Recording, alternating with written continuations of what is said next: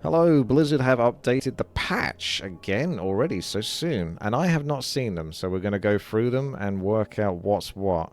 So the bug fixes include an issue where players could no longer join a private custom game by name if they did not have the map downloaded. That's true. So that's a good one. So don't mind that. Vampiric Potion.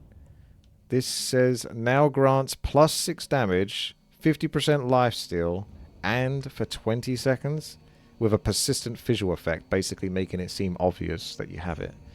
I still don't like Vampiric Potion. I don't think it should be in the melee scene. I think it's fine in a custom game or in a campaign where you're playing for fun. I think that amount of lifesteal, 20 seconds, on any hero is good. But a Blade Master and a Demon Hunter are already stupidly hard to kill when they got 0 items at the moment. So I do not like this item. I really would rather they just find something else to put in. Like, wouldn't it be cool if you could have... I don't know if Mechanical Critter's strong enough, but if you had something like that as a droppable item, that means other races could get that. I think it's cool to have items that don't belong to your race, potentially. So say, for example, if you're playing Orc and you get Sentry Wards, that sort of thing, you've got an item that you would normally have access to. So it opens up some potential strategy options. Now, Mechanical Critter's pretty trash, but it's that line of thinking.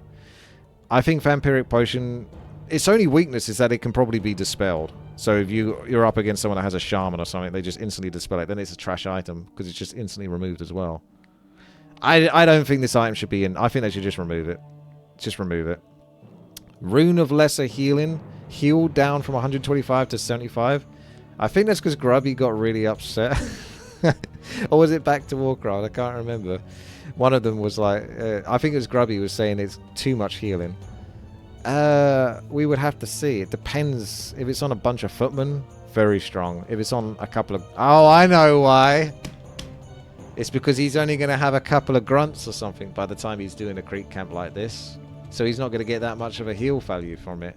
Whereas another player might actually get a lot more value from it. I know why he did that. Yeah, I don't just remove Rune of Lesser Healing then if it's going to heal next to nothing. You're barely going to notice 75. Ring of Protection plus 3 gold cost from 150 to 125. Yeah. So... Wait, you... Gold cost? Is this to sell it? You wouldn't normally buy a Ring of Protection unless you do buy a Ring of Protection from the marketplace. Is that what it's talking about? Alright, fair enough. Ring of Protection going up in price. Wow. We got... Oh my gosh, look at this. Orb of Fire replaced with Orb of Slow. Orb of Slow has a 30% chance to proc on units, 15% chance to proc on heroes. Applies a 25% attack and movement speed debuff to the target for 10 seconds on a unit, 5 seconds on a hero. Costs 325 gold. Well, it's certainly better than Orb of Fire. Problem is it's not going to be a separate slow from Sorks, and you already have access to it from 155 gold Sork that has 50 mana, right? So it's basically a Sork with 50 mana that can cast Orb of Slow. But it's an Orb, and it's still something that means you don't have to make a Sork to get that slow. Can be dispelled, just like most other things. The other Orbs can't be dispelled, can they? So maybe if it was resistant to dispel, it would be really annoying to go up against though. It ain't a good fix. It's kind of like a stopgap. Orb of Slow. It's just because they don't know what to give human as an orb. Right? They don't know what to give human as an orb. I think it's better than Orb of Fire, but I still think it's pretty trash, to be honest with you, Orb of Slow. The only good thing I really like about it is it applies an attack speed debuff. So at least your hero, if you're focusing an Archmage or a Demon Hunter or Blade Master, you can potentially slow down their attack and make them slightly less threatening, like having a Naga Sea Witch focus them with frost arrows, that sort of thing. More than the actual movement speed slow. It could be really strong if the opponent doesn't have a way to stop you. For example, they don't have Dispel. So if you're chasing them down and then you just basically hit some of their units. Say, for example, it's a Blade Master. He's running away with 3 grunts. Your Archmage runs ahead. Hits... To be fair, the orb is tier 3, though, so they probably do have access to some form of Dispel by this point. But just for argument's sake, you hit a grunt, you get the slow proc, if you get lucky. Then you hit the next grunt, you get slow proc. Then you basically kind of got guaranteed kills, because that slow probably lasts... Oh, wait, it only lasts for 10 seconds on units. No, this item stocks them. That was the only circumstance where I was thinking this is going to be like a really good item. And it's a tier 3 item, it still only lasts for 10 seconds. I think Hex lasts longer than that on bloody units, and that's like a guaranteed kill. And they move slower when they got Hex in them. So, yeah. I don't like Orb slow. It's trash. But, whatever. Blood Mage Banish cooldown increased from 000 to 4, 2, and 0. Well, that's fair enough. It's on 0-second cooldown. It's bonkers, really. This ain't really a massive cooldown reduction. You could probably go higher than 4, 2, and 0. You could go like 6, 3, and then 1, or something like that, potentially. Paladin Holy Light cooldown increased from 555 to 666. Stops the hammer from going up. This probably has actually more of an impact than it looks, because there's many circumstances where you are just about to kill the Blood Mage, and then he just gets that heal. You know you can't quite, unless you get like an Orb of Lightning proc and freezing him in place, or a Shaman Purge whilst he's running back, waiting for the Paladin to get the heal up, you're not going to probably be able to stop him. And this gives you that 1 extra second to potentially get that kill on the Blood Mage just before the Paladin gets his next heal off. Doesn't completely solve the problem, but it's definitely something that can help for people going up against it. I still think the best fix for Blood Mage is to make it so the Siphon mana drains mana 5 mana, 10 mana, 15 mana, 20 mana, 25 mana, that sort of thing. Whatever the amount is supposed to be at its cap. It starts off at 5 or slow. The first 2 ticks are slow, because basically what happens right now is the Blood Mage will get 1 or 2 ticks against you, like minimum, even if you're ready for him, even if you're partially running away from him by the time he starts casting it, he basically always still gets 1 to 2 ticks. And that's always a win, that's always a victory. Even if he only gets 1 or 2 ticks, that's less mana you have, that's more mana he has, and you've had to run away. You're not doing anything with that hero. It's too oppressive, it's too obnoxious, it's way too strong. But I don't know if Blizzard have got the capability, unless they ask for help from the Hive Workshop team and other skilled map makers, to implement some sort of drain that gets stronger over time. Because that's the proper fix to stuff like this. Okay. Flying Machine movement speed reduced from 400 to 375. That's a bit of a shame. I guess they are a little fast, but aren't they supposed to be? I don't think this really impacts too much other than just making Flying Machines not quite so strong. But honestly, they are very strong as anti-air right now.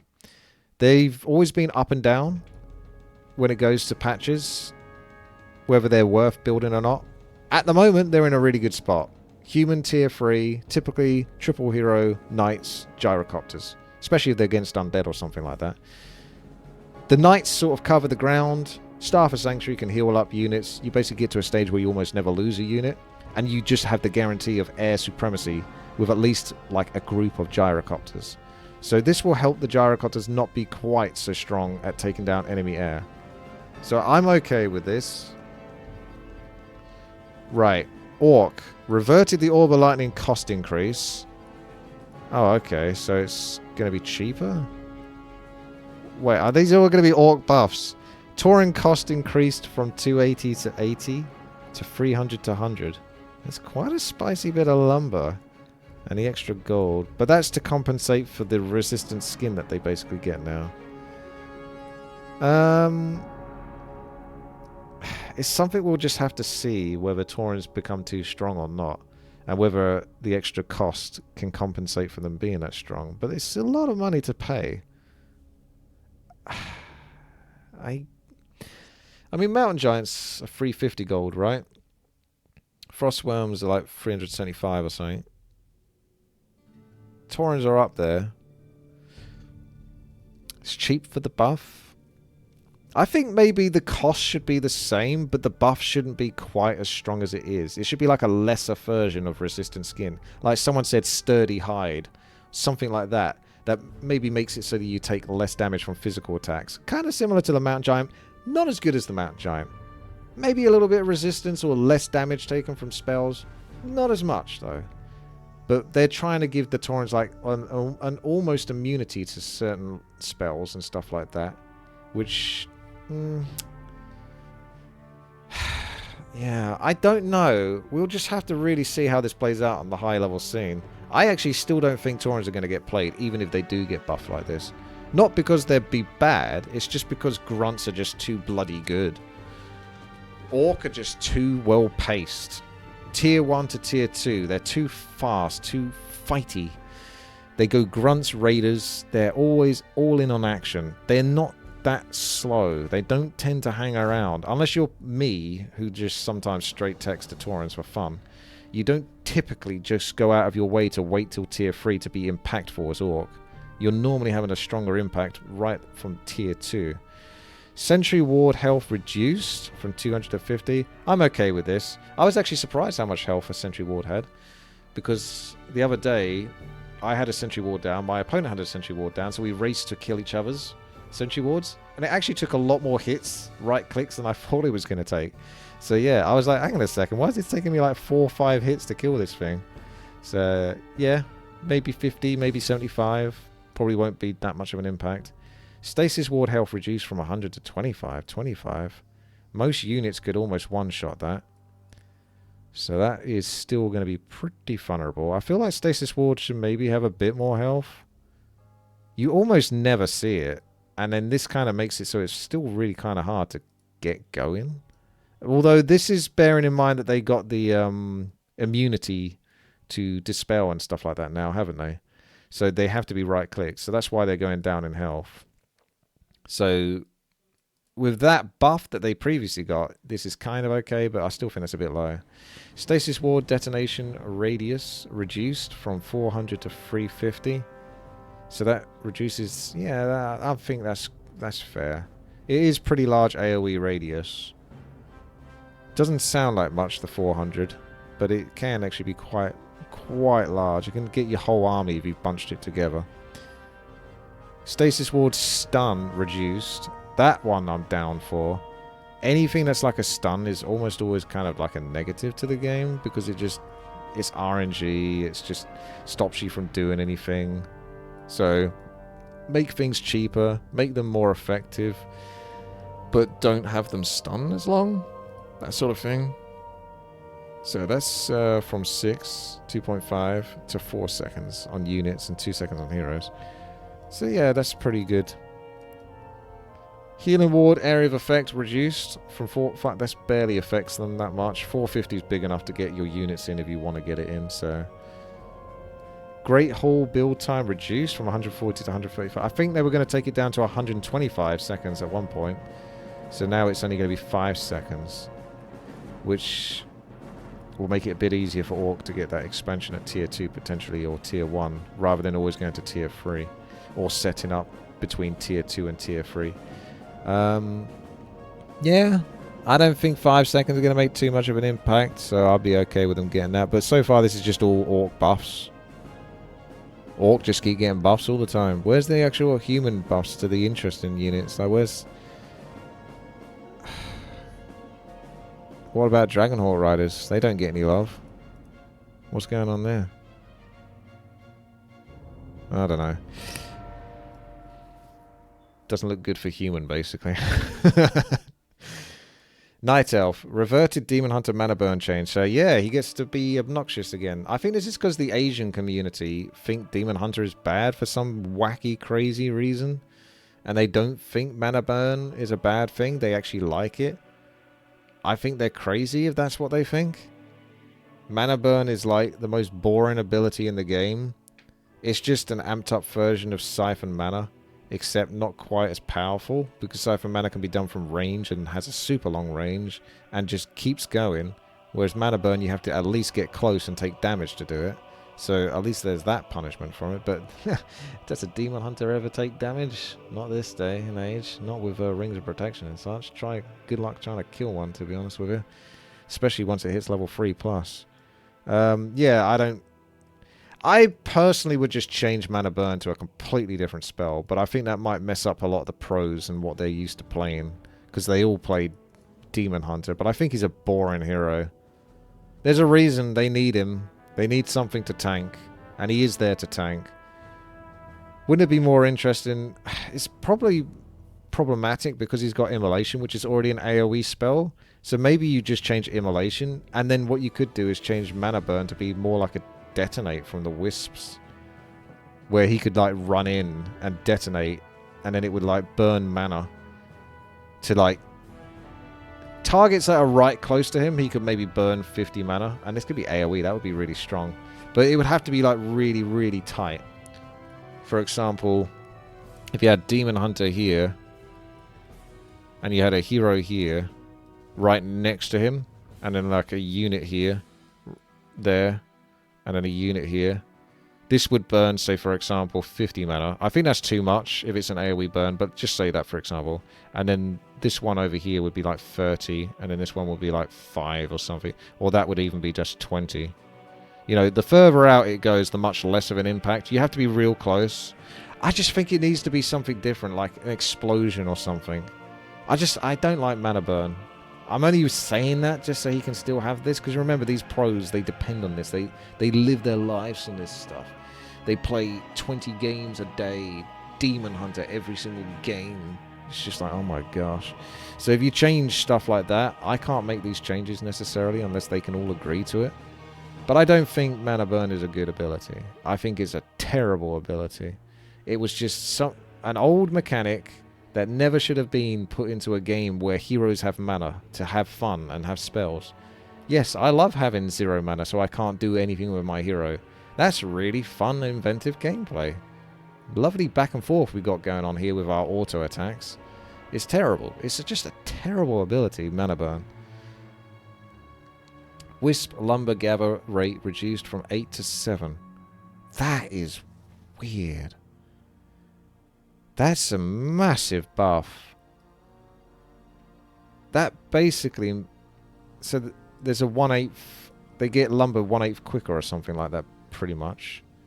That doesn't sound like much, but that's a whole bunch of wisps. That stacks up mana, that lumber way, way faster. This means it's going to be much easier for them to spread their wisps out across the map and not be too punished for it, as well as have all of that lumber ticking in for like the tech, which they tend to just straight tech, and then they can have more luxury to sort of potentially go for expansions. When they probably wouldn't have the lumber to do that otherwise. This is pretty big, honestly. This is huge. That extra tick of lumber is massive. That will change a lot of the pacing for Night Elf. I don't know if that's going to stick. Think, since the start of Warcraft 3, the Wisps have always brought the same amount of lumber, as far as I know. And now suddenly, it's going to be that much faster? That's quite the change. Moonstone duration increased from 30 to 35. They were going to knock it to 45 seconds, so 35 is a more modest buff to it. Keeper of the Grove strength gain increased from 1.8 to 2. Ooh.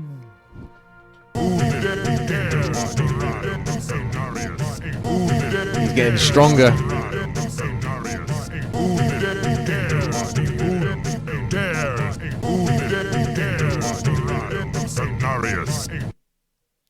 Treant attack speed reduced.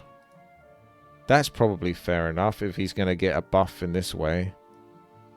Treants are pretty obnoxious. I think it's just to make Keeper of the Grove slightly less trash as the game goes on.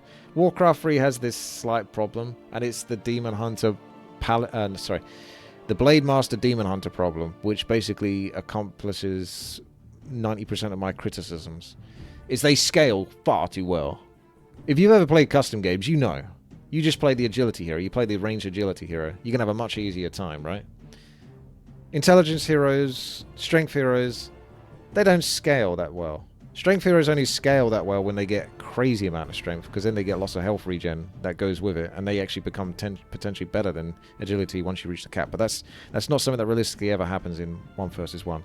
So from a realistic point of view, if intelligence heroes had some sort of like spell damage based on their actual intelligence, like in custom games, then they would be way more valid and way more of a threat compared to like a Blade Master or a Demon Hunter just right-clicking after he's got a Slippers of Agility and a couple of Rings of Protection.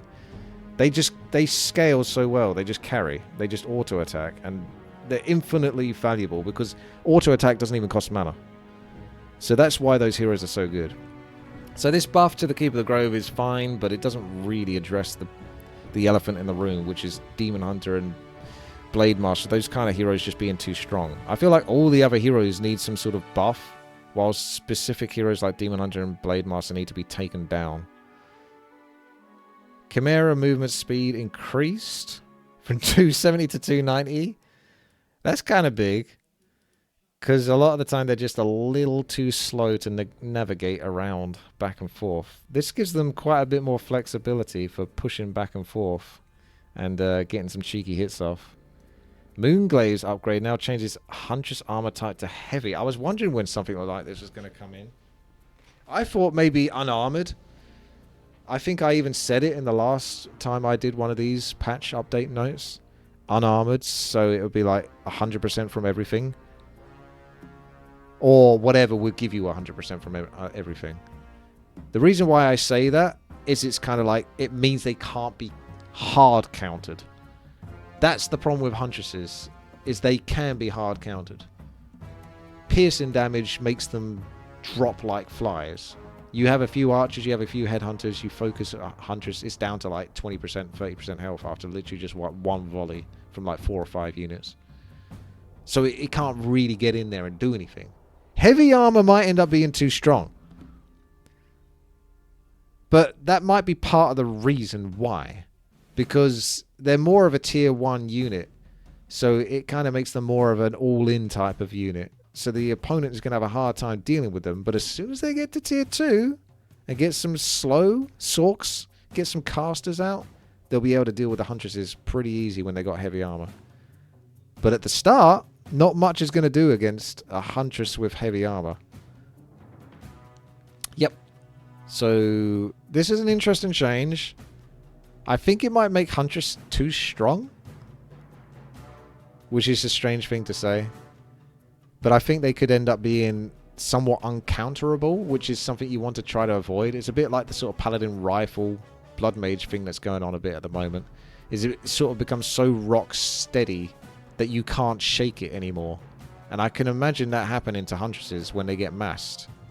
And if the opponent doesn't have the tier 2, they didn't tech up quickly enough, they're not going to be able to provide enough of a counter to it, and then they're just going to get overwhelmed in every single fight. The opponent's going to get control of the map, and these are fast units as well, so they can catch up with you easily. They can push back, they can go creep, and then they can see if you're walking out your base and go get you again. I still think change them to an armor type that makes them take 100% from everything. They can't be countered, they can't take 150% from anything. Not 125% from anything, just 100%. That makes them a lot more playable, I think. Fairy Dragon Mana Flare is now able to be toggled off before the full duration.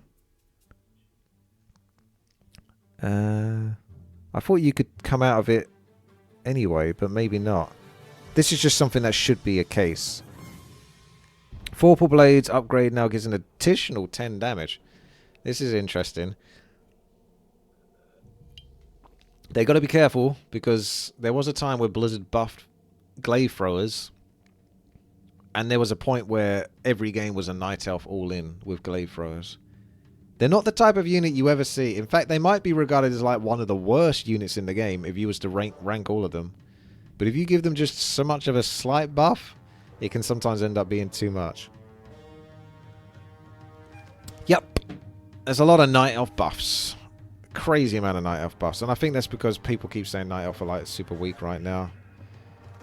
I don't think they are, personally. Maybe in the highest level, they might be struggling. I think it's because they struggle against Undead, so you just need to make them good against Undead, basically. Undead, reverted spiked carapace change. That's such a shame. They basically made spiked carapace even more ridiculous. So it would reflect 25, 50, 75 damage. They've gone back on that. It's a shame. It's probably a change for the best, but it would have been hella funny. Reverted tier 1 upgrade. Ah, so they went against that. That's because Back to Warcraft said there was more context to the tier 1 upgrade existing. So Blizzard maybe heard that bit now. It's a bit of a shame. Maybe if there was an extra step that you would have to go through to get it at tier 1. Like upgrade it twice, if that makes sense. Right? So it would increase the time that it takes to get it, but you would still be able to get access to it. So that's a lot of time you're spending to get that web if you really need it, which you wouldn't very rarely ever need tier 1 web. And then at least you have a way to have anti-air. Reverted gargoyle ground damage change. I don't know if I like this. Gargoyles are just annoying if you ever play as Night Elf. This is the only nerf to Night Elf so far, is this one. An extra 1 damage, although they're going back to the normal damage that they had. It's pretty annoying. I think they could have kept that gargoyle change. But they've made the gargoyles slightly slower, actually, so that's interesting. That sucks for people that want to play gargoyles, because they are very quick and nice. Although the Death Knight movement speed will kind of make this not that much of a problem anyway.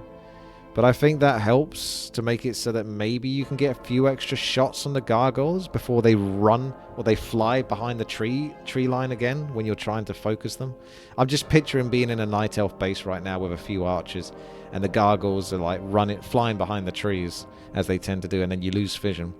Actually, I don't know if I said it in the last video, but I thought it would be interesting if there was an upgrade to the Tree of Life, a bit like Ultra Vision, where it actually can get vision beyond the trees. So all of the races, they can't see beyond the trees, right? The trees block vision beyond them, right?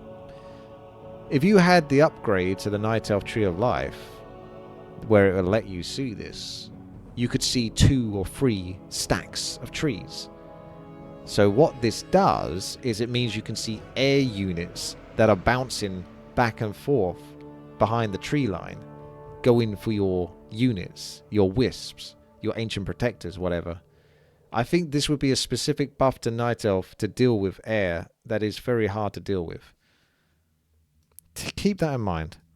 The Nerubian Tower attack speed reduced from 1.3 to 1.34. Why though? I still don't think this needs a buff. I think even at 1.3 it's ridiculously quick. I can hit quite a few units and keep them all slowed. So I don't know why they get this. Nerubian Tower is already an amazing tower. Why? Why do you get this? What was the reason for this? Wand of Negation is now a single target dispel that deals 200 damage to summoned units. Still has 4 charges. Single target dispel? I don't know if I like that. Because Blade Master Mirror Image, there's 2 of them. There's 3 of them. There's 4 of them. You got to do this on each one of them? That's still seems like trash to me.